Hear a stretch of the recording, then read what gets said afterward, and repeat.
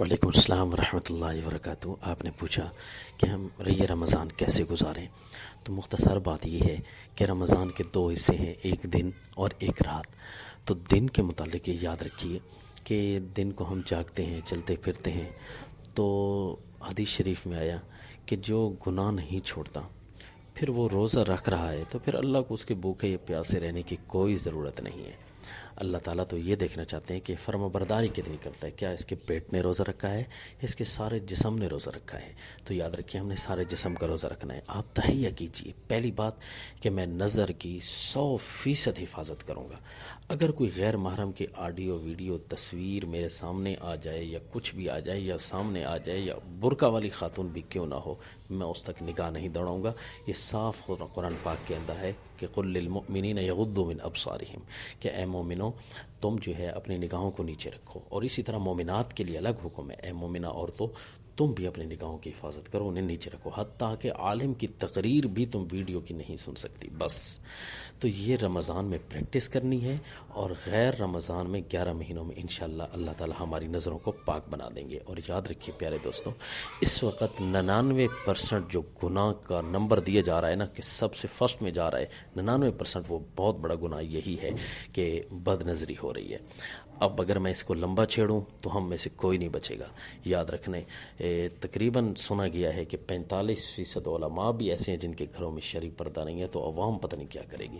اور یہ شرعی پردے کا نہ ہونا باقاعدہ ایک بد نظری ہے۔ آپ اس کا تہیہ کیجئے کہ ہم نے جنت جہنم ہماری اپنی ہے، جب اپنی ہے جنت کا فیصلہ بھی ہمارے لیے خود ہم نے دنیا میں کروانا ہے، تو پھر یاد رکھیے آپ کسی سے بھی نہ ڈریے، شرعی پردہ کیجئے، ورنہ اس گناہ میں براہ راست ملوث رہیں گے، پہلی بات۔ اور دوسری بات یہ ہے کہ اپنے اعضاء میں سے کانوں کی بھی خوب حفاظت کیجیے۔ غیر محرم کی آواز تک سننا بھی جائز نہیں ہے خواہ، تو چہ جائے کہ اس کے گانے وغیرہ سنو۔ سکول و کالجز اور یونیورسٹیز میں رہنے والے خصوصاً میرے بھائی جو مسلمان روزے دار ہوں گے، ان کو تو اور زیادہ اس بارے میں احتیاط کرنی ہوگی۔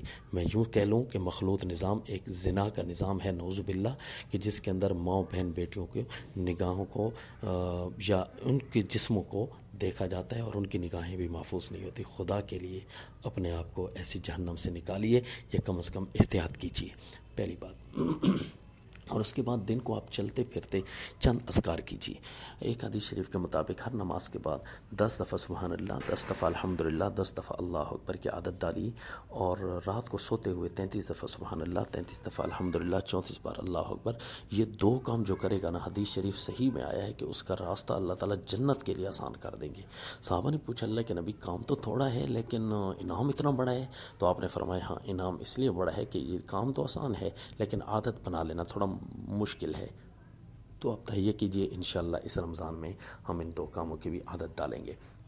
اور پھر جتنا ہو سکے رمضان میں تلاوت کا خوب اہتمام کیجیے۔ جب آپ کی نظر پاک ہوگی، جب آپ کی زبان پاک ہو جائے گی، کان پاک ہو جائیں گے، تو اس کے بعد اس کو خوبصورت کرتے ہوئے آپ جو ہے نا قرآن کو دیکھیں گے، قرآن کو سنیں گے، قرآن کو پڑھیں گے، تو یہ سارا جسم آپ کا قرآنی رحمتوں سے بھرا ہوا ہوگا۔ اور پھر رہا راتوں کا مسئلہ، ڈاکٹرز اور طبیب حضرات سے پوچھ لیجئے کہ اللہ نے رات کو سونے کے لیے بنایا، اور دماغ کے سیلز جو ہیں یہ رات کو خود بخود سونے لگتے ہیں، لیکن حدیث شریف کے مطابق آپ صلی اللہ علیہ وسلم رمضان کے راتوں میں جاگنے کا اہتمام فرماتے اور آخری عشرے میں تو خصوصاً جاگتے۔ تو اس سے مطلب یہ ہوا کہ رمضان میں اللہ فطرت انسانیہ بھی تبدیل کر دیتے ہیں۔ رات کو سونے کے لیے نہیں، جاگنے کے لیے بنائیے، اور نہیں اگر آپ کہتے ہیں کہ میری جاب ہے، پڑھائی ہے، کاروبار ہے، تو آپ کم از کم 2 گھنٹے تو دے دیجئے۔ آپ کی تراویحوں کے لیے کبھی بھی امام کو مجبور نہ کیجیے کہ وہ تیز پڑھائے، اور ائمہ حضرات اگر سن رہے ہوں تو وہ بھی خدا کے لیے قرآن کو اتنا تیز نہ پڑھیں جس سے قرآن کی توہین لازم آتی ہو، اور اگر تجوید کے مطابق قرآن نہ کی جائے تو یاد رکھنا پیارے دوستوں نماز ہوتی ہی نہیں ہے۔ لہٰذا کسی سے بھی آپ پوچھ لیں، یہ فرض ہے۔ لہٰذا ائمہ بھی خوبصورت پڑھیں، صحیح کر کے پڑھیں، اور ان کے پیچھے کھڑے ہونے والے بھی سنیں۔ اگر آپ کو 1.25 گھنٹے 1.5 گھنٹے میں فارغ کر بھی دیا جاتا ہے تو پھر بھی آپ مزید ٹائم دیں تھوڑا ذکر اذکار میں یا تلاوت میں، اور تلاوت میں مشغول رہنے والے کو یہ فائدہ ضرور ہوتا ہے کہ اسے وہ سب کچھ مل جاتا ہے جو اس نے مانگا ہوا ہوتا ہے، اور وہ کچھ بھی جو اس نے مانگنا ہوتا ہے اور وہ نہیں مانگ سکتا تلاوت کی وجہ سے، وہ سب کچھ اللہ عطا فرما دیتے ہیں، اور وہ کچھ بھی عطا فرما دیتے ہیں جو اس نے ابھی مانگا بھی نہیں ہے۔ تو یہ جو ہے تلاوت کے اندر اہتمام کیجیے۔ آپ کہیے کہ میں انشاءاللہ 2 گھنٹے ضرور جاگوں گا، اور آخری عشرہ تو جتنا ممکن ہو سکے پیارے دوستوں، کچھ چھٹی لے سکتا ہے تو چھٹی لے لے، کوئی کاروبار میں تھوڑا کام کر سکتا ہے تو کم کر لے، نہیں تو کوشش کرے کہ انشاءاللہ کچھ ٹائم صبح نکال کر سو لوں گا، لیکن آخری عشرہ پورا جاگوں گا۔ بعض روایات کے مطابق آخری عشرہ کی تارک راتوں میں جو ہے لیلۃ القدر ہوتی ہے، اور بعض علماء دوسری روایتوں سے استدلال کرتے ہیں کہ وہ شاید تاک راتوں والی بات آپ صلی اللہ علیہ وسلم نے 1 سال کے لیے فرمائی تھی، ہو سکتا ہے ساری راتوں میں، آخری عشرے کی ساری راتوں میں لیلۃ القدر میں سے کوئی رات ہو سکتی ہے۔ تو پیارے دوستو، اگر کسی خوش نصیب کو پوری رات وہ لیلۃ القدر کی مل گئی تو خیر من الف شہر، یعنی 80 سال کی عبادت اس کی زندگی میں ایڈ ہو سکتی ہے۔ تو پیارے دوستو، اس رات کو پانے کے لیے روئیں دھوئیں اور اللہ سے مانگیے، ضرور اللہ تعالیٰ عطا فرمائے گا، اور آخری عشرے کے یوں جاگنے کا اہتمام کیجیے۔ میں ویسے بھی مذاق کر دیتا ہوں دوستوں سے کہ کے پی کے اور ہمارے پاکستان کے اندر کے پی کے اور پنجاب کے چاند بھی الگ الگ ہیں۔ اگر اس خلش کو بھی آپ دور کرنا چاہتے ہیں تو 2 دن پہلے آخری عشرے سے اہتمام کرنا شروع کر دیں، تو 12 دن آپ اہتمام کریں گے نا، تو کم از کم یہ خلش تو آپ کی ختم ہو سکتی ہے۔ تو یوں لیلۃ القدر، تو یہ رات اور دن کی تقسیم میں یوں آپ نے رات کو 2 گھنٹے خصوصاً عبادت اور تلاوت کو دینے ہیں، تراویحوں کے اندر خوب اہتمام کرنا ہے۔ پھر تیسرا کام جو دونوں ٹائموں کے متعلق ہے وہ ہے استغفار کی کثرت کیجیے۔ استغفار کے کتنے فائدے ہیں؟ علامہ ابن قیم رحمہ اللہ علیہ فرماتے ہیں بھائی استغفار کے فوائد کو تو گنا نہیں جا سکتا، خود انصاف سے بتائیے، استغفار اللہ تعالیٰ سے صلح اور معافی کا نام ہے۔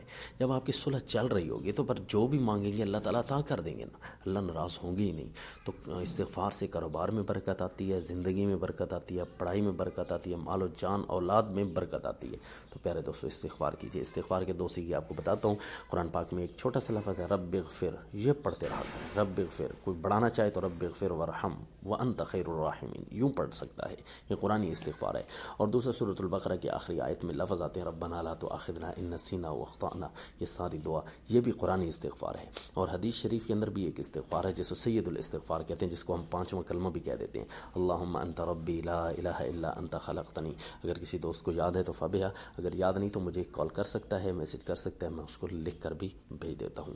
تو یوں 2 ٹائموں میں آپ نے پھر استغفار کی کثرت کے بارے میں بھی سوچنا ہے، اور پھر کبھی موقع ملتا رہے تو اس میں جو ہے آپ درود شریف پڑھتے رہیں، اور نہیں تو صلی اللہ علیہ وسلم ہی چلتے پھرتے پڑھتے رہیں۔ انشاءاللہ دیکھیے رمضان یہ آپ کی زندگی کا انقلابی رمضان ہوگا۔ السلام۔